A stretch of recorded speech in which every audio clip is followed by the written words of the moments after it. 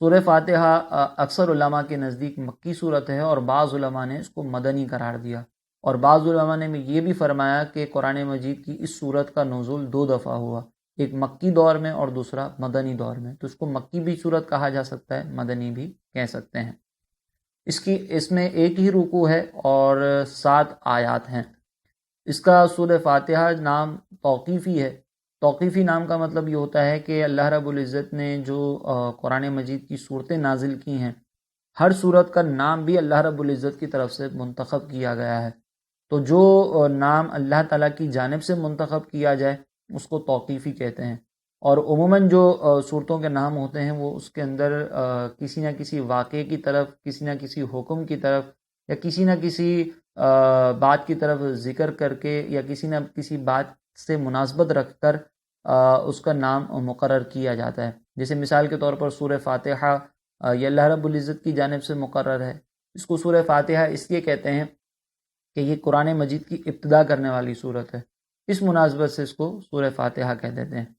لیکن توقیفی ناموں کے علاوہ کچھ اور نام بھی صورتوں کی فضیلت کو سامنے رکھتے ہوئے نبی کریم علیہ الصلاۃ والسلام کی طرف سے عطا کیے جاتے ہیں۔ جیسے سورہ فاتحہ کو سورہ الحمد بھی کہا جاتا ہے، کیونکہ اس میں اللہ رب العزت کی حمد و ثنا ذکر کی گئی۔ قرآن مجید میں آگے آنے والے جتنے بھی مضامین ہیں سب کی طرف اجمالاً اس صورت کے اندر گویا کہ اشارہ کیا گیا ہے۔ تو اب اس اعتبار سے دیکھا جائے تو پورے قرآن کی اصل یہ صورت ہے، اور اصل کو کسی بھی چیز کی جو جڑ ہوتی ہے، جو اصل ہوتی ہے، اس کو عربی میں کہتے ہیں۔ اس اعتبار سے اسے القرآن اور الکتاب بھی کہتے ہیں، چونکہ اس صورت کا نزول 2 مرتبہ ہوا۔ اسی طرح اسے ہم نماز کی ہر رکعت کے اندر اس کی تکرار کرتے ہیں، تو جس چیز کی تکرار کی جائے اس کو عربی زبان میں مثانی کہتے ہیں، کہ بار بار تکرار کی جانے والی، اور اس کی 7 آیات ہیں، تو اس اعتبار سے اس کو 7 مثانی بھی کہا جاتا ہے۔ پھر اسی طرح یہ دینی امور کی جامع ہے، تو اس جامعیت کی وجہ سے اسے سورہ کنز، سورہ وافیہ، سورہ کافیہ بھی کہتے ہیں۔ اس میں شفا بھی ہے، تو اس اعتبار سے اس کو سورۃ الشافیہ بھی کہا جاتا ہے۔ اس کی فضیلت کے متعلق حضرت عبداللہ ابن عباس رضی اللہ تعالیٰ عنہ سے مروی ہے، وہ کہتے ہیں کہ ایک مرتبہ ایک فرشتہ آسمان سے نازل ہوا، اور نبی کریم علیہ الصلاۃ والسلام کی بارگاہ میں حاضر ہو کر اس نے کہا کہ پہلے تو سلام عرض کیا، اور پھر نبی کریم علیہ الصلاۃ والسلام سے عرض کی کہ میں آپ کو 2 نوروں کی بشارت دینے کے لیے حاضر ہوا ہوں جو آپ سے پہلے کبھی کسی نبی کو نہیں دیے گئے، ایک سورہ فاتحہ اور دوسری سورہ بقرہ کی آخری آیات۔ تو یہ سورہ فاتحہ کی فضیلت پر دلالت ہے کہ اللہ رب العزت نے ایک تو فرشتے کے ذریعے یہ پیغام بھجوا دیا کہ یہ نور ہے، اور دوسرا نبی کریم علیہ الصلاۃ والسلام کو بطور خاص یہ نور عطا کیا گیا۔ اسی طرح شعب الایمان کی یہ روایت ہے کہ سرکار دو جہاں صلی اللہ علیہ وسلم نے فرمایا کہ سورہ فاتحہ ہر مرض کے لیے شفا ہے۔ اس کے مضامین جیسا کہ میں نے ذکر کیا کہ اس کی ابتدا سورہ فاتحہ کی جو آغاز ہے اللہ رب العزت کی حمد و ثنا سے ہوتی ہے، پھر اس میں اللہ رب العزت کے رب ہونے کا، اس کے رحمان ہونے کا، رحیم ہونے کا ذکر ہے، اور اسی طریقے سے قیامت کے دن کا اور اس میں ہمارے جو اعمال کی جزا ہمیں عطا کی جائے گی اس کی طرف اشارہ کیا گیا۔ اسی طرح حق عبادت اللہ رب العزت کے ساتھ ہی خاص ہے، اس بات کو بھی اس صورت میں ذکر کیا۔ یوں ہی اس بات کی بھی طرف اطلاع دی گئی کہ ہم دنیا میں ظاہری طور پر کسی کو بھی یہ دیکھیں کہ وہ ہماری مدد کر رہا ہے،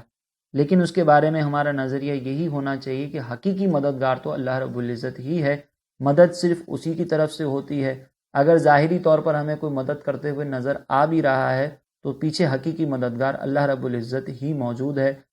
جس نے اس شخص کو طاقت دی کہ وہ ہماری مدد کر سکے۔ آداب دعا کا ذکر ہے کہ کس طریقے سے دعا مانگنی چاہیے، اور دعا میں کیا چیز ہمیں مانگنی چاہیے۔ تو اللہ رب العزت نے ہمیں یہ تعلیم دے دی کہ ہمیں صراط مستقیم پر چلنے کی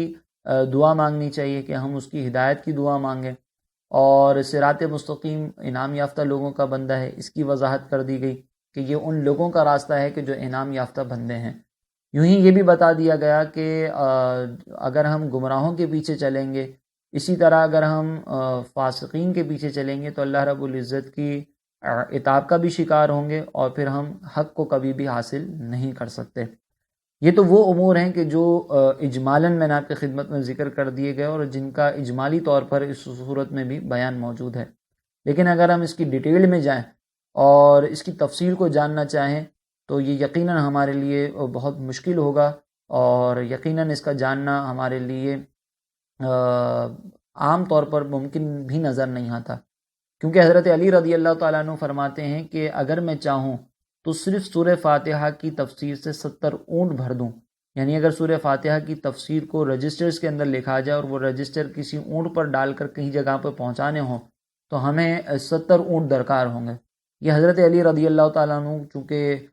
شہر علم کا دروازہ ہیں، اور حضرت علی رضی اللہ تعالیٰ عنہ نے قرآن مجید خود نبی کریم علیہ الصلاۃ والسلام سے سیکھا، تو وہ آپ یہ فرما رہے ہیں، تو یقینی سی بات ہے کہ ہم اس مختصر سے وقت کے اندر قرآن مجید کی جو اس صورت کی تفصیل ہے اس کو بھی ہمارے لیے جاننا ممکن نہیں، تو اس سے بھی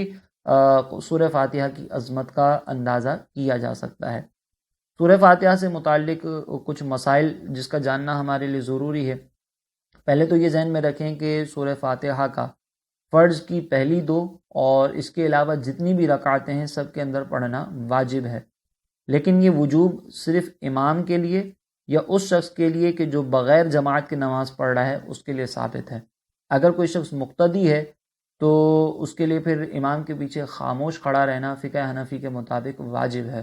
اور یہ اس کی دلیل اللہ رب العزت کا فرمان ہے کہ اللہ رب العزت نے ہمیں یہ حکم دیا کہ جب قرآن مجید کی تلاوت کی جائے تو تم خاموشی سے